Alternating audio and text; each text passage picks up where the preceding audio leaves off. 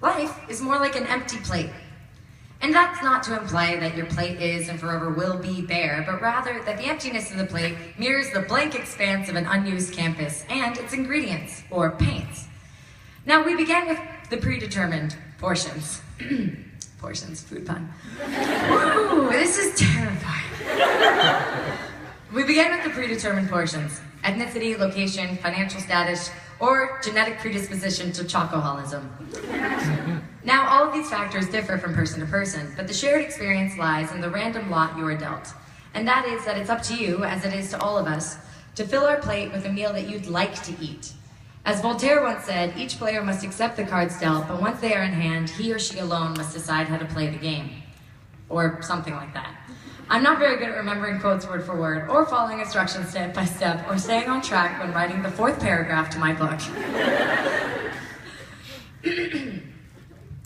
Anyway, the first step in creating the meal of your life is to properly assess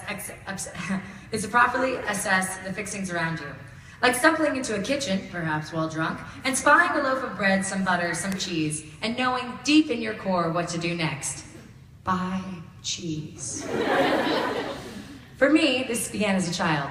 Without going into too much detail, I would simply say that my family struggled with money and I spent a great deal of time alone. Now, despite the disadvantages of my home life, I was blessed enough to never be bullied. I was well-liked and friendly, and frankly just loved being in the company of other kids at all. So, for the most part, I never felt different, except during lunch. During lunch, there was no simple way to hide the truths that food reveals. Everyone would sit on the asphalt in circles, or at the lunch table in rows, and in front of them, each child would have their social marker.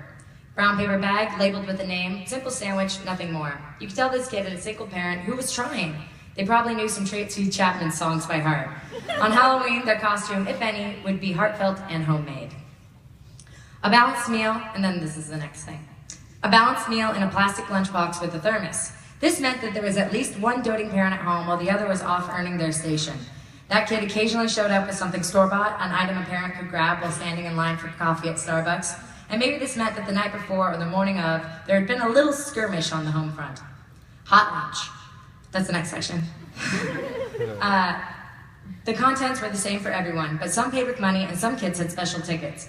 I would sometimes start the year with a special ticket, but if there was a new renewal period, that's when my portion would run out and I'd be left to my own devices. Thus, relying on the special ticket for making sure I got fed was a faulty system. Will she eat it, however, was not. What's will she eat it? That's what you're supposed to be asking yourselves right now. I think we know. I think we know. I like to think of Will She Eat It as an interactive performance piece, an art form to be executed with extreme attention to detail and a subtle grace. If undertaken lightly, you might fall into the unpleasant category of mooch, from which there would be no return. My older sister had made this mistake, and I was fortunate enough to witness this play out in the politics of her 5th grade social circle from my 2nd grade sidelines. The rules of the games were quite simple. Everyone would contribute a portion of their lunch, and as a group, we concocted a special recipe. Upon its completion, I would eat it. Combinations could include, but were not limited to, M&Ms and Fig Newtons, maybe with an accompanying ketchup relish, Cheez-Its dipped in chocolate pudding, potato chips crushed into Jello snacks, probably green flavored for the limey kick. Oh, this is a real fact coming out. Ready? Reds didn't do much for my palate, and I would later find that to be identified as a family allergy that my sister has, red dye number 40, which is outlawed in all European countries, but readily embraced by our American dietary needs for color and excess. This is literally a food dye that they don't put in foods in other countries, because they're like, well, no, that gives people headaches. I mean, that causes headaches. You know what I mean? In America, we're like, Kool-Aid. And then like 1 in 5 people are like, I'm sorry, I have a terrible migraine. And then that person grows up thinking like, oh, I'm somebody who complains a lot. But in truth, there's somebody who has an allergy to a red food dye. Isn't that wild? I don't know, somebody. Sorry guys. Imagine what it was like to try and write a book.